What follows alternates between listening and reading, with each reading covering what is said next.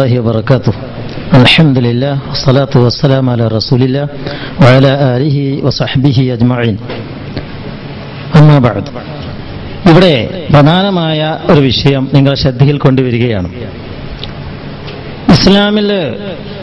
ഇസ്ലാമിൻ്റെതായ ഒരു കലണ്ടർ ഉണ്ടോ ഇല്ലേ?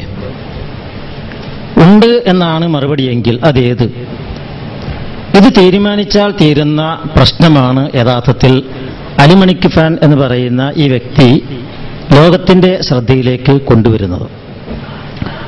ഇസ്ലാമിനൊരു കലണ്ടർ ഉണ്ട്, ഞാൻ വിശ്വസിക്കുന്നു. ഉറപ്പായും ആ കലണ്ടർ ഏതാണ്? വിശുദ്ധ ഖുർആൻ സൂറത്ത് തൗബയിലെ 36-ാമത്തെയും 37-ാമത്തെയും വചനത്തിൽ ഈ കലണ്ടർ വളരെ കൃത്യമായി കണിശമായി ലോകത്തിന്റെ കയ്യിൽ തരുന്നുണ്ട്. ഇന്ന ഇദ്ദത്ത ശുഹൂരി ഇൻദല്ലാഹി 12 ശഹ്റൻ ഫീ കിതാബില്ലാഹ് യൗമ ഖലഖസ് സമാവാതി വൽ അർദ് മിൻഹാ അർബഅത്തുൻ ഹുറും ذلك الدين القيم فلا تظلموا فيهن أنفسكم وقاتلوا المشركين كافة كما يقاتلونكم كافة واعلموا أن الله مع المتقين. ഇതാണ് 36-ാമത്തെ വചനം.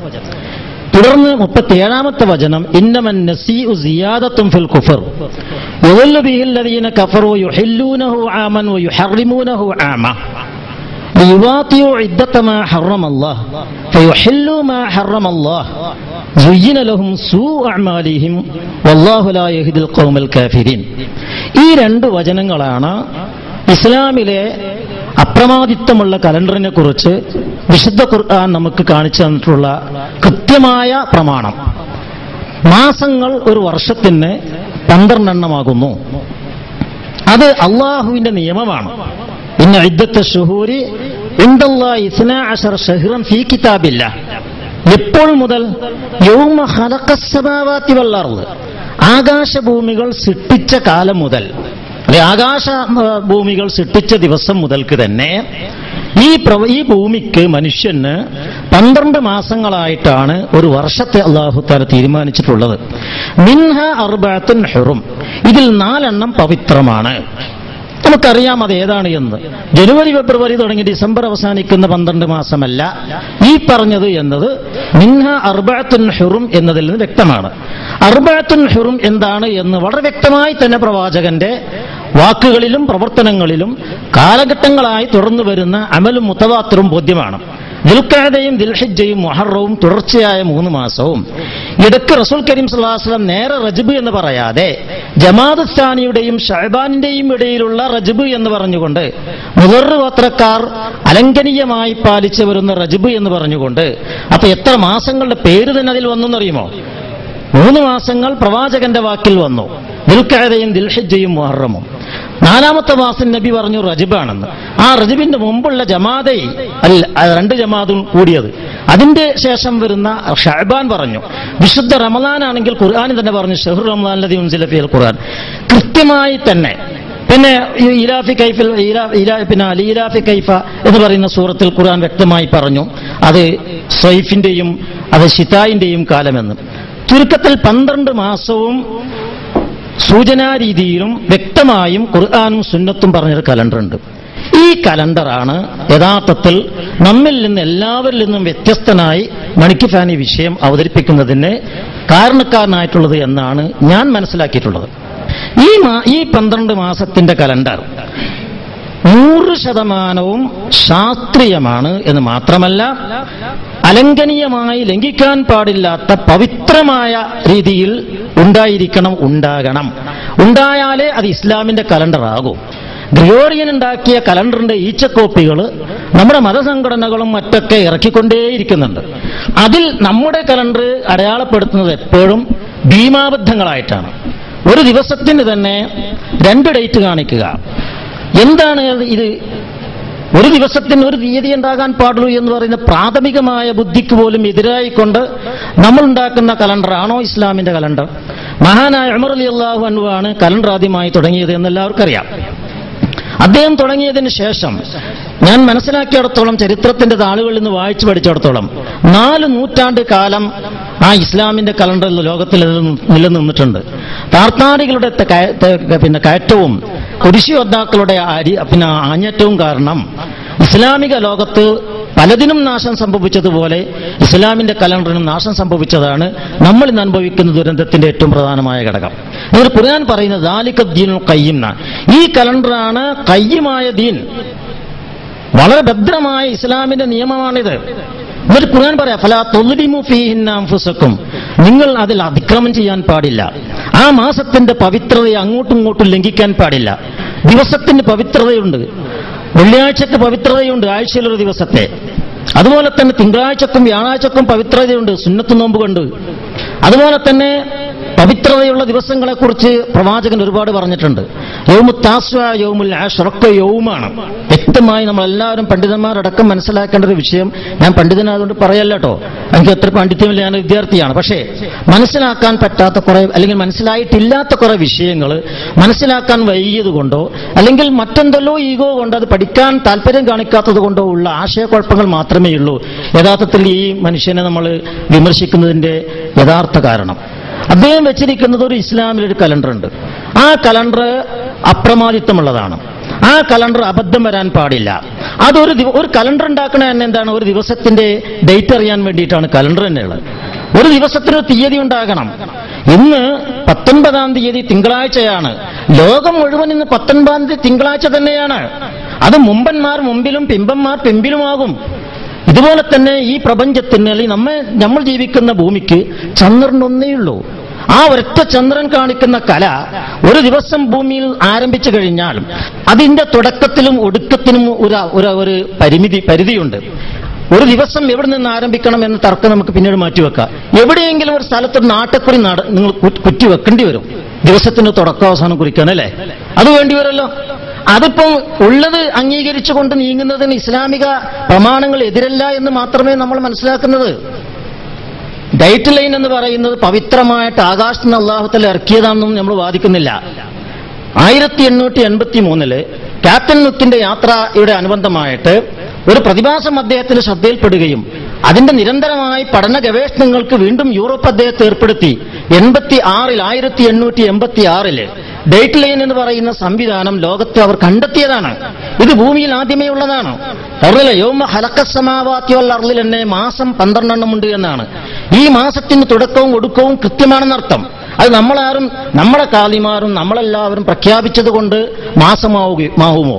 നമ്മൾ പ്രഖ്യാപിച്ചിട്ടില്ലാത്തതുകൊണ്ട് മാസം ആകാതിരിക്കുമോ? നമ്മൾ കണ്ടു എന്നതുകൊണ്ടോ കണ്ടില്ല എന്നതുകൊണ്ടോ മാസം ഇല്ലാതാവുകയോ പിറക്കുകയോ ചെയ്യുമോ? ഈ പ്രകൃതിയിലെ പ്രതിഭാസം, ഈ ഭൂമി ഇങ്ങനെ കറങ്ങിക്കൊണ്ടിരിക്കുന്നിടത്തോളം ഈ പ്രതിഭാസം ഭൂമിയിൽ ഉണ്ടായിക്കൊണ്ടേയിരിക്കും. ദിവസത്തിനൊരു തുടക്കമുണ്ടെങ്കിൽ അതിന് ഒടുക്കവുമുണ്ട്. ആ തുടക്കത്തിൽ നിന്നാണ് എല്ലാത്തിന്റെ ഈ ദിവസം ആരംഭിക്കേണ്ടത്. ഒരു യൗം എവിടെ നിന്നാണ് ആരംഭിക്കുന്നത്? യൗമുൽ ജുമുഅ. ഏറ്റവും ഉദാഹരണം വിശുദ്ധ ഖുർആൻ 7 ദിവസമാണ് ഖുർആനിന്റെയും പ്രവാചകന്റെയും ആ കണക്ക് പ്രകാരം തന്നെ നമ്മെ പഠിപ്പിച്ചിട്ടുള്ളത്. ഈ 7 ദിവസത്തിന്റെയും പേര് മുഹമ്മദ് നബി സ്വല്ലല്ലാഹു അലൈഹി വസല്ലം വരുന്നതിന് മുമ്പ് തന്നെ ലോകം ഉപയോഗിക്കുന്നുണ്ട്. മുഹമ്മദ് നബിയല്ല യൗമുൽ സബ്ത് കണ്ടുപിടിച്ചത്. യൗമുൽ ഇസ്നൈൻ, യൗമുൽ അഹദ്, യൗമുൽ സലാസ, യൗമുൽ റുബൂ, യൗമുൽ ഖമീസ് ഒന്നും നബി ഉണ്ടാക്കിയ പേരല്ല. അതിന് മുമ്പ് തന്നെ പേരുണ്ട്. നബി അതിന് അംഗീകാരം നൽകുകയാണ് ചെയ്തത്. പക്ഷെ അതിലൊരു പ്രത്യേകതയുണ്ടാക്കി, ഒരു നാഴികക്കല്ല് പോലെ. യൗമുൽ ജുമുഅക്ക് ഈ 6 ദിവസവും ഉച്ചയ്ക്ക് നമ്മൾ ളുഹർ നമസ്കരിക്കുന്നവൻ വെള്ളിയാഴ്ച വന്നാൽ 2 റക്അത്തായി ജുമുഅ നമസ്കരിക്കുന്നു. പിന്നെ എല്ലാ ദിവസങ്ങളും അതിന്റെ ആവർത്തനങ്ങളാണ് പിന്നെയും വരുന്നത്. ളുഹർ തന്നെയാണ് എല്ലാ ദിവസവും. അവിടെയാണ് ദിവസത്തിന്റെ പവിത്രത മനസ്സിലാക്കുന്നത്. യൗമുൽ ജുമുഅയിലെ ജുമുഅ വെള്ളിയാഴ്ചയല്ലാതെ ലോകത്ത് ശനിയാഴ്ചയോ വ്യാഴാഴ്ചയോ നമസ്കരിക്കുന്നുണ്ടോ ഇല്ലേ? നമ്മൾ ചില ആളുകൾ പറയാറുണ്ട്, സമയത്തെയും ദിവസത്തെയും കൂട്ടിക്കലർത്തിക്കൊണ്ടുള്ളൊരു പ്രമാണം ചില ആളുകൾ പറയുന്നുണ്ട്. അതുകൊണ്ടാണ് നമ്മളിവിടെ ളുഹർ നിസ്കരിക്കുന്ന സമയത്തല്ല മക്കൾക്കാർ നിസ്കരിക്കുന്നത് എന്ന് പറഞ്ഞ് സമയത്തെയും ദിവസത്തെയും കൂട്ടിക്കലർത്തുന്നുണ്ട്. സമയം എന്ന് പറയുന്നത് വേറൊന്നാണ്, ദിവസം എന്ന് പറയുന്നത് 24 മണിക്കൂർ കൂടുന്ന ഒരു യൂണിറ്റാണ് യഥാർത്ഥത്തിൽ ദിവസം എന്ന് പറയുന്നത്. സെക്കൻഡ് മിനിറ്റ് എന്ന് മാറിക്കൊണ്ടിരിക്കുമ്പോൾ സമയം മാറിക്കൊണ്ടിരിക്കും. ഞാൻ പ്രഭാഷണം ആരംഭിച്ച സെക്കൻഡിലല്ല മിനിറ്റിലല്ല ഞാനിപ്പോൾ നിൽക്കുന്നത്. എന്നാൽ ഞാൻ പ്രഭാഷണം ആരംഭിച്ച ദിവസത്തിൽ തന്നെയാണ് ഞാൻ നിൽക്കുന്നത്. 24 മണിക്കൂർ കൊണ്ടാണ് ഒരു പോയിന്റിൽ ദിവസം നീങ്ങുന്നത്. ഒരു സെക്കൻഡ് ഓരോ പോയിന്റിലും മാറിക്കൊണ്ടേയിരിക്കും. ഈ ദിവസത്തെയും സമയത്തെയും കൂട്ടിക്കലർത്താൻ പാടില്ല. വിശുദ്ധ ഖുർആൻ പറയുന്നതാണ്, ഈ ഇന്നമൻ നസിഉ സിയാദത്തുൻ ഫിൽ കുഫർ. ഇങ്ങനെയുള്ള മാറ്റത്തിരുത്തലുകൾ അത് മാസത്തിൽ മാറ്റം വരുത്തിയാലും വേണ്ടില്ല, കൊല്ലങ്ങളിൽ മാറ്റം വരുത്തിയാലും വേണ്ടില്ല, ദിവസങ്ങളിൽ മാറ്റം വരുത്തിയാൽ വേണ്ടില്ല. ദിവസത്തിന്റെ പവിത്രതയെ ലംഘിക്കാൻ പാടില്ല. യൗമുത്താസ്വായിൽ ചെയ്യേണ്ട ഇബാദത്ത് യൗമുത്താസ്വായിൽ ചെയ്യണം. പ്രവാചകൻ അങ്ങനെ പറഞ്ഞത്. നോമ്പ് നോക്കാൻ പറഞ്ഞ യൗമുത്താസ്വായിലാണ്. യൗമു ആശ്റായിലെ ദിവസത്തിലെ ആ നോമ്പ് ആ യൗമു ആശ്റായിൽ ചെയ്യണം. യൗമു അറഫായിലെ നോമ്പ് യൗമു അറഫായിൽ ചെയ്തിരിക്കണം. യൗമു തെർവിയായിൽ ഹജ്ജിന് വേണ്ടി വെള്ളം ശേഖരിച്ച് മിനായിലേക്ക് പോകേണ്ട ദിവസമാണെന്ന്. അത് വേറൊരു ദിവസം പറ്റില്ല. യൗമുൻ നഹറില് യൗമുൽ അദ്ഹയാണ്. യൗമുൻ നഹർ നടത്തുന്നത് ഹാജിമാർ അവിടെയാണെങ്കിൽ നമ്മൾ യൗമുൽ അദ്ഹ ഇവിടെ നടത്തുന്നു, ബലികർമ്മം. അവിടെ കല്ലേറ് നടത്തുന്നതിന് പകരം നമ്മളുടെ ഈദ്ഗാഹിലേക്ക് പോകണം. ലോകത്തിന്റെ ഐക്യത്തിന്റെ ഏറ്റവും ഭയങ്കരമായ ഒരു സിമ്പലാണിത്. ഇത് മറച്ചു വെക്കേണ്ട ആവശ്യം നമുക്ക് വരുന്നില്ല.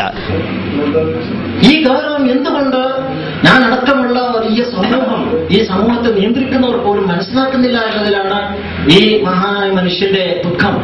ഒരു ദിവസത്തിന് തുടക്കമുണ്ടെങ്കിൽ ഒടുക്കമുണ്ട്. ഞാൻ ആവർത്തിക്കുന്നു അത്. ആ ദിവസത്തിന്റെ തുടക്കത്തിൽ തന്നെയാണ് തീയതി ആരംഭിക്കേണ്ടത്. ഒരു ദിവസത്തിന് 24 മണിക്കൂറാണ്. ചന്ദ്രന്റെ ഒരു ദിവസത്തിന് 24 മണിക്കൂർ ഇല്ല. 23 മണിക്കൂറും 12 മിനിറ്റേ ഉള്ളൂ. എങ്ങനെയാണ് ദിവസത്തിന് അത് കാൽക്കുലേറ്റ് ചെയ്യാൻ സാധിക്കുക? അതുകൊണ്ട് ഒരു ദിവസം ചന്ദ്രന് ഭൂമിക്ക് ചുറ്റും കറങ്ങി തീരുമ്പോൾ 23 മണിക്കൂറും 12 മിനിറ്റുമേ ആവുകയുള്ളൂ. ബാക്കി 48 മിനിറ്റ് മറ്റേതിലേക്ക് മൈനസ് ആകുകയാണ്. അതുകൊണ്ടാണ് ന്യൂമൂൺ സംഭവിച്ചു കഴിഞ്ഞാൽ മാസം മാറിയെന്നും ആ ന്യൂമൂണിന് ശേഷമുള്ള ദിവസം എവിടെ നിന്ന് ആരംഭിക്കുന്നുവോ അവിടെ നിന്ന് ദിവസം ആരംഭിക്കണമെന്ന് പറയുന്നത്, തീയതി ആരംഭിക്കണമെന്ന് പറയുന്നത്. ഇത് മനസ്സിലാക്കാൻ ഇത്രയധികം പ്രയാസമില്ല. ഒരു ദിവസത്തിന്റെ ഒരു ഇബാദത്ത്. ഇന്ന് ലോകത്ത് തിങ്കളാഴ്ചയാണ്, 19-ാം തീയതിയാണെങ്കിൽ 19-ാം തീയതി തന്നെയാണ്. ഇതല്ലേ ഗ്രിഗോറിയൻ കലണ്ടർ പ്രത്യേകതയായി നാം അംഗീകരിക്കുന്നത്. അതിൽ അശാസ്ത്രീയതകൾ കുറെ അധികമുണ്ട്. 31 ദിവസവും 30 ദിവസവും 29 ദിവസവും 28 ദിവസവും ഒക്കെ വരുന്ന മാസങ്ങൾ ഗ്രിഗോറിയൻ കലണ്ടറിലുണ്ട്. അതുകൊണ്ട് അത് അശാസ്ത്രീയമാണ്.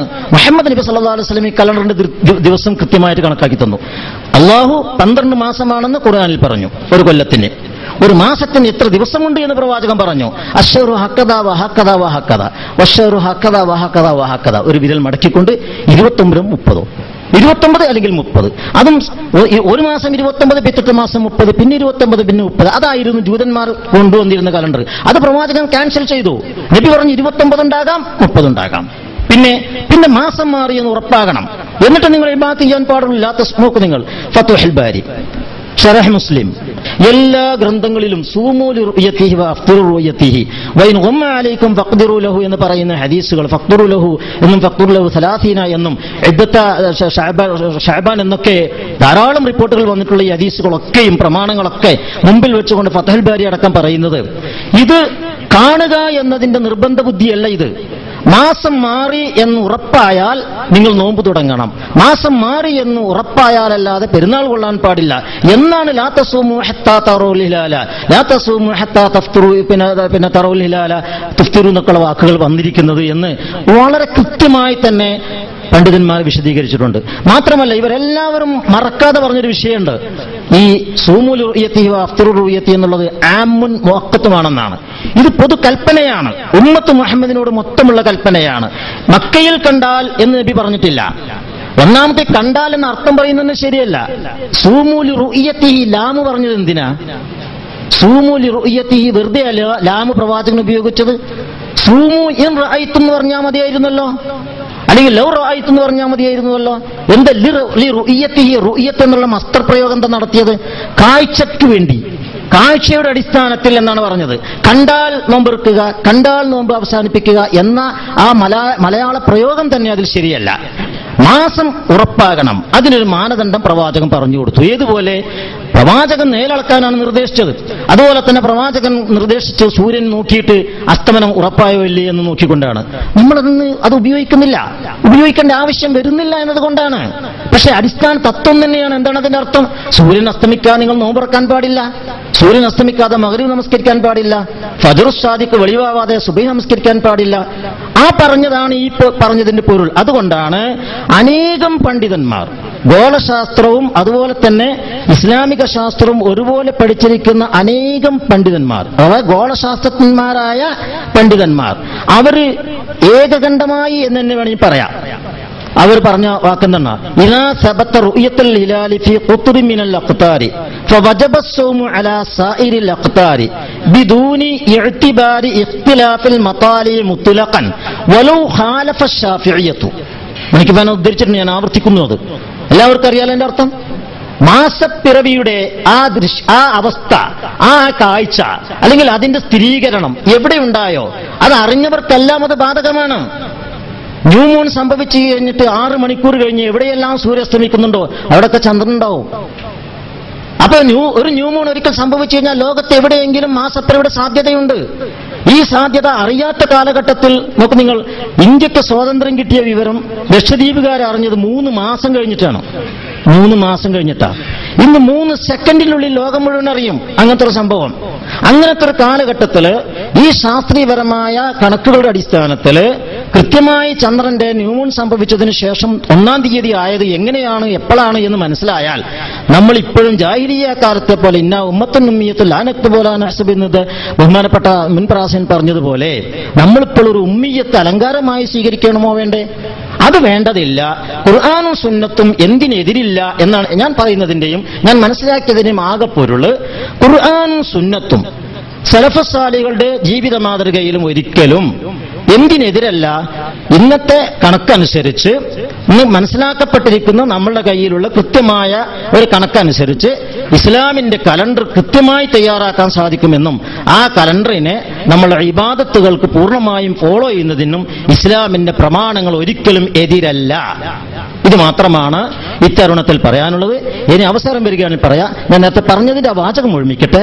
Mutharraf bin Abdullahi Shafi'i, Abu Tayyib ibn Sulaiman Salmathu Shafi'i, Abul Abbas bin Suraij Shafi'i Baghdadi, Abdullahi bin Muslim bin Qutaiba Dannuri, al Imam Abu Hamid അൽ ഇസ്ഫറാഇനി ഷാഫിഈ, ഇമാം ഖഫാൽ, ഇമാം സുബ്കി, ഇങ്ങനെ അനേക, അതുപോലെ അബ്ദുൽ വഹാബ് പിന്നെ ഇബ്നു വഹാബുൽ ദിമഷ്കി അൽ ഹനഫി, ഇതുപോലെയുള്ള ഗോളശാസ്ത്രവും അതുപോലെ തന്നെ ഇസ്ലാമിക ശരീഅത്തും കലക്കിക്കുടിച്ചു എന്ന് പറയുന്ന മഹാരഥന്മാരായ പണ്ഡിതന്മാർ മുഴുക്കയും ഏകകണ്ഠമായി പറഞ്ഞതെന്താന്ന് വെച്ചാൽ ഇൽമുൻ ളന്നിയായ റുഅ്യത്ത് കാഴ്ച, അതും ഇൽമുൻ ഖത്ഇയായ ഇൽമുൽ ഫലക് വൽ ഹിസാബ് നിങ്ങളുടെ മുമ്പിൽ വന്നാൽ ഇൽമുൽ ളന്നിയായ റുഅ്യത്തിനെ തള്ളിക്കളഞ്ഞുകൊണ്ട് ഇൽമുൽ ഫലക് വൽ ഹിസാബിന്റെ ഖത്ഇയായ ഇൽമാണ് സ്വീകരിക്കലാണ് ഇസ്ലാമിന്റെ ഹിഫ്ളിനും ഭദ്രതക്കും ഇസ്ലാമിന്റെ നിയമത്തോട് നീതി പുലർത്തുന്നത്. അതുകൊണ്ട് ഞങ്ങളെല്ലാവരും പറയുന്നത് ഇൽമുൽ ഫലക്കും ഇൽമുൽ ഹിസാബും പറഞ്ഞനുസരിച്ച് കണക്കനുസരിച്ച് കൃത്യമായി തന്നെ മാസമാറ്റം മനസ്സിലായാൽ അതിന്റെ അടിസ്ഥാനത്തിൽ അറിഞ്ഞവർ മുഴുവൻ നോമ്പ് നോക്കുകയും പെരുന്നാൾ ആഘോഷിക്കുകയും ചെയ്യണം. അതാണ് ഇസ്ലാം എന്നാണ്. അതിന് ഒരുപാട് പ്രമാണങ്ങളുണ്ട്. ഇൻഷാ അല്ലാഹ് സന്ദർഭവും സമയം തരികയാണെങ്കിലും ഇൻഷാ അല്ലാഹ് കിട്ടാതിരിക്കില്ല. ഇന്നല്ലെങ്കിൽ നാളെ, നാളെ അല്ലെങ്കിൽ മറ്റന്നാൾ ഈ സയന്റിഫിക് തിയറി അനുസരിച്ച് തന്നെ ഖുർആനിന്റെയും സുന്നത്തിന്റെയും ഇസ്ലാമിക പ്രമാണങ്ങൾക്ക് എതിരല്ലാത്ത വിധം ഇത് വളരെ സൗകര്യപ്രദമായി ലോകത്ത് സ്വീകരിക്കുന്ന ഒരു നല്ല നാൾ തീർച്ചയായും വരിക തന്നെ ചെയ്യും. അത് വരുന്നതിന് വേണ്ടിയുള്ള എല്ലാ തുടക്കങ്ങളും കുറിച്ചു കഴിഞ്ഞിരിക്കുന്നു. ലോകത്ത് മുഴുവൻ ഇത് ചർച്ചയായിട്ടുണ്ട്. ഇന്ന് എനിക്ക് ഏറ്റവും അധികം സന്തോഷം എന്താണെന്നറിയോ?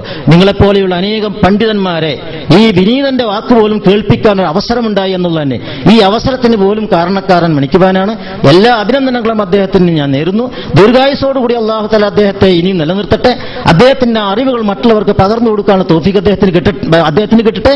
നമുക്കും വിനയാന്വിതരായി എല്ലാ ഈഗോയും മാറ്റിവെച്ചിട്ട് എന്റെ വിനയാന്വിതനായി മണിക്കുവാനെ പോലെയുള്ള വ്യക്തിത്വങ്ങളെ കൊണ്ടുവന്നിട്ട് അവരുടെ ഇൽമ് പങ്കുവച്ചിട്ട് ആ വിഷയവുമായി നീതി പുലർത്താൻ